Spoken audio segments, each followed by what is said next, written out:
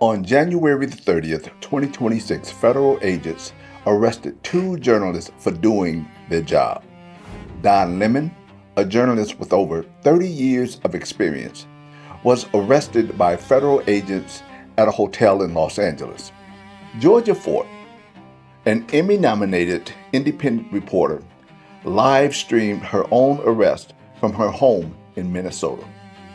Jury, sometime, I guess, in the last 24 hours, and that they have a warrant for my arrest. I've talked to my attorney. The crime? Covering a protest. This isn't the first time the government has targeted Black journalists for reporting the truth.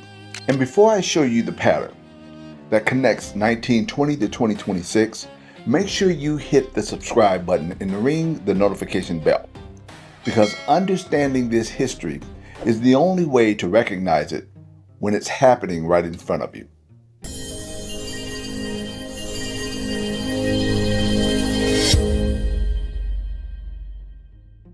I can recall to some degree around the 1960s into the 1970s when it was revealed that there was clear evidence the U.S. government monitored and, in several cases, actively interfered with Black journalism and Black media outlets. The operation was called COINTELPRO, which was a covert FBI operation made active under J. Edgar Hoover. The FBI sought to surveil, infiltrate, discredit, and disrupt civil rights and Black liberation movements, including their newspapers and radio outlets. Black newspapers such as the Chicago Defender, the Los Angeles Sentinel, and Muhammad Speaks, which was the newspaper of the Nation of Islam, were targeted. The FBI kept files on their publications while agents monitored their reporters, editors, and their distribution. They often spread misinformation to discredit the source and to deliberately sow distrust in the Black communities. They sent informants and undercover agents to attempt to gain access to newsroom operations or editorial decisions, to monitor and disrupt the spread of pro-civil rights and pro-Black power viewpoints. Under COINTELPRO, some Black journalists were harassed through legal threats and surveillance to discourage them from reporting about police brutality, segregation, or federal law enforcement actions. Does that sound familiar? The evidence revealed under COINTELPRO, the FBI exercised extensive surveillance of Black leaders, organizations, and media outlets. Before we dive into what happened on January the 30th and why it matters, make sure you subscribe. This kind of story mainstream media might not fully contextualize, and you need to see every video that we release. Now, let me walk you through exactly what happened. On January the 30th, 2026, federal law enforcement officers arrested 4 individuals, including 2 journalists, connected to reporting on the anti-ICE protests that occurred at a church in St. Paul, Minnesota earlier in the month. The pastor of that church is also the lead agent in the St. Paul, Minnesota's ICE field office. Protesters targeted the church, alleging his dual role, which led to a confrontation involving journalist Don Lemon. Don Lemon is a veteran journalist with over 30 years in the industry. He became a household name through his work at CNN, where he served as the anchor and correspondent covering race relations, national elections, and civil rights protests and other major issues in real time. After leaving CNN in 2023, he continued his career through independent reporting. On January the 30th, he was in Los Angeles covering the Grammy Awards when a contingent of federal agents arrested him at his hotel. Another journalist arrested was Miss Georgia Fort. She is an Emmy-nominated independent journalist based in Minneapolis, St. Paul. She's known for documenting protests and civil rights concerns in the region, focusing on systemic inequalities and communities' response to law enforcement actions. Georgia Fort live streamed the moments leading up to her arrest as federal agents arrived at her home. Both Don Lemon and Georgia Fort are seasoned reporters in their field. Both know the boundaries as they've covered thousands of events, knowing what the parameters are. The arrest stems from a January 18th demonstration at City's Church in St. Paul, Minnesota. Dozens of anti-immigration and anti-ICE protesters entered during worship service, chanting and expressing opposition to the church's pastor, once again, who also serves as an acting official with the U.S. Immigration and Customs Enforcement. Federal authorities secured a grand jury indictment charging individuals, including Lemon and Fort, with conspiracy and interference with the First Amendment rights of worship. Now, let's be clear. Don Lemon and Georgia Fort were there as journalists documenting the event. They were not organizers and they were not participants. They were reporters doing their job. Both have pled not guilty. Their legal teams maintained that their involvement was limited to journalistic coverage, which is protected under the First Amendment.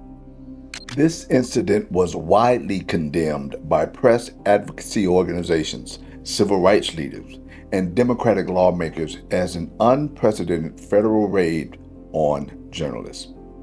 Organizations like the Knight First Amendment Institute, International Press Institute, National Association of Black Journalists, and Free Press Actions labeled the arrest as a dangerous overreach that threatens press freedom and chills free speech, particularly for journalists from marginalized communities. Attorney General Pam Bondi defended the arrest as necessary to uphold worshipers' rights and enforce federal law. But legal analysts and media advocates argue this represents an escalation in the government's willingness to criminalize news gathering. If you're starting to see how arresting journalists for covering protests threatens the First Amendment, stay with me, because what I am about to show you is the historical pattern that makes this moment even more dangerous.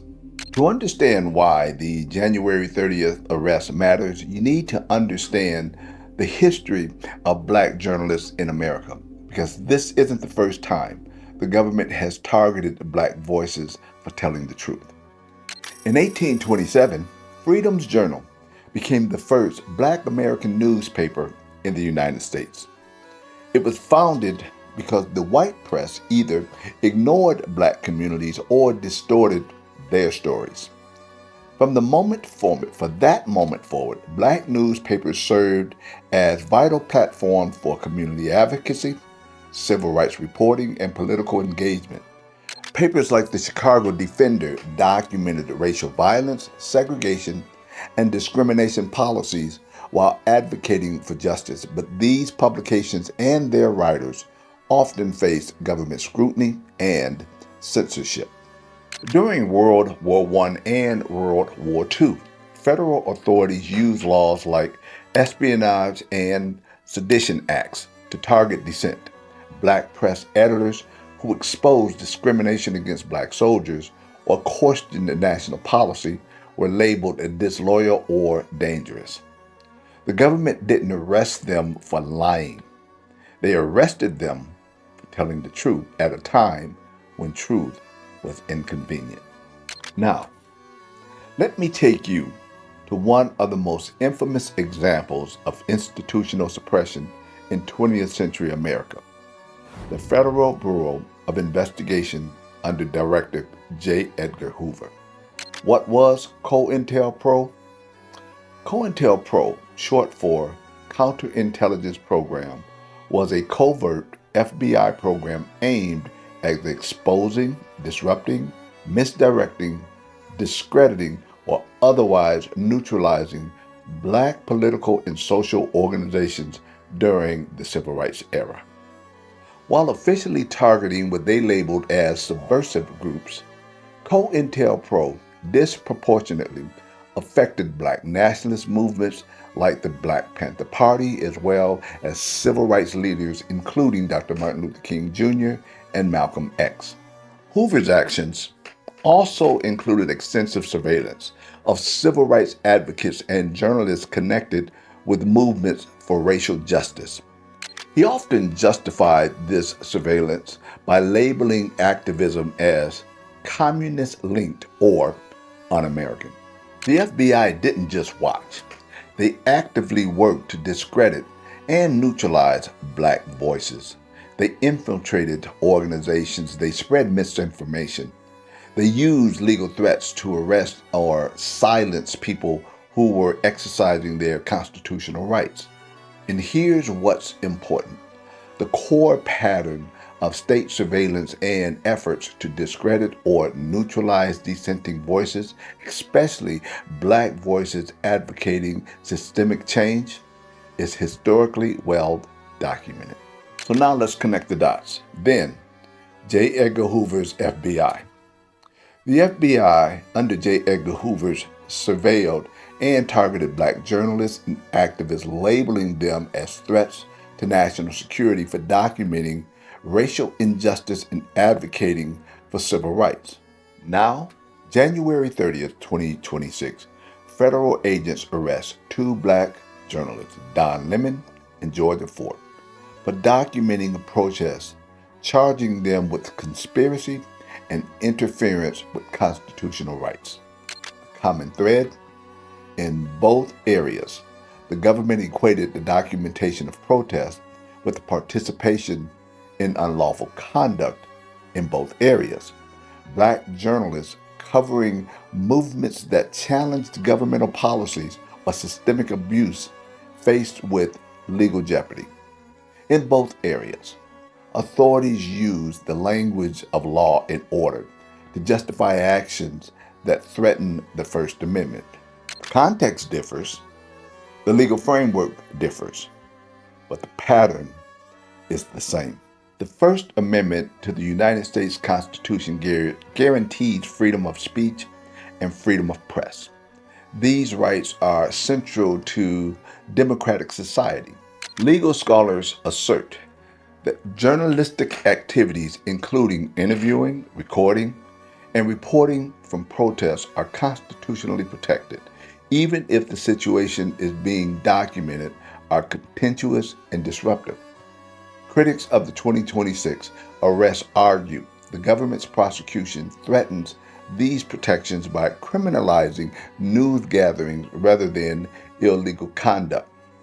Here's the question we have to ask: how far can law enforcement go in prosecuting journalists for their presence at continuous events?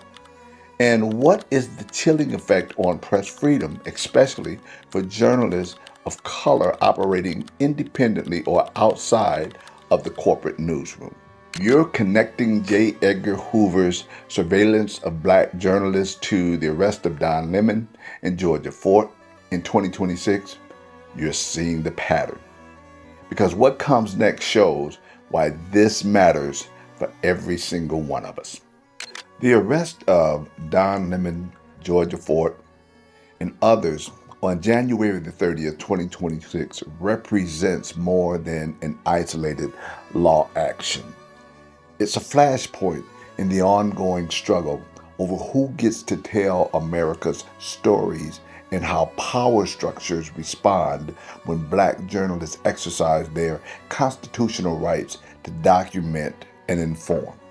From early black newspapers facing censorship to the FBI's surveillance under Hoover, black voices in the press have often been marginalized or targeted. This isn't ancient history. This is a continuous thread running through American life. The reaction from journalism organizations, civil rights advocates, and public figures highlighted broad concern that actions against journalists in 2026 risk chilling independent reporting, especially in marginalized communities. When the government can arrest journalists for covering a protest, it sends a message. Stay away. Don't document. Don't report. Don't ask questions. That's not law and order. That's suppression.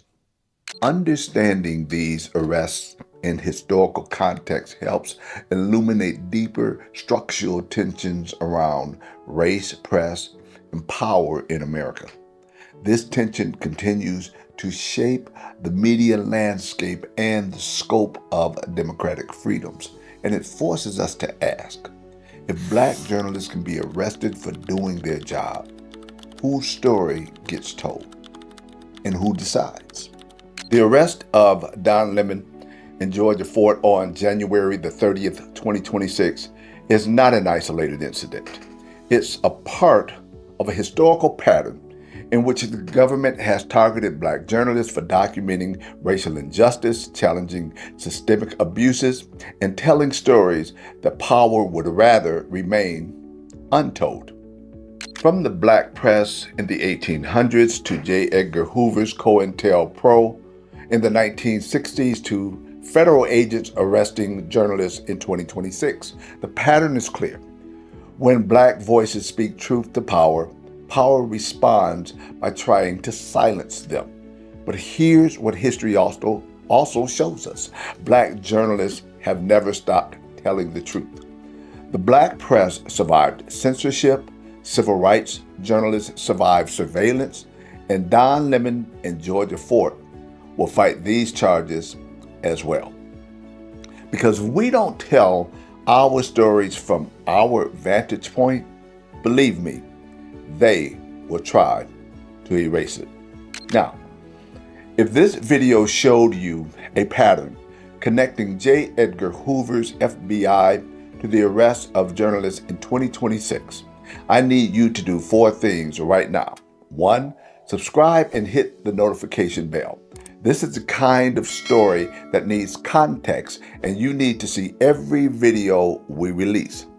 2nd, like this video and share it with your family, your church, and your community. People need to understand this is not new. It's a pattern. 3rd, leave a comment. I'd love to hear from you. And answer these questions that I'm about to ask you so that others can learn. Number 1, how does knowing about COINTELPRO and J. Edgar Hoover's targeting of Black journalists change how you see the arrest of Don Lemon and Georgia Fort?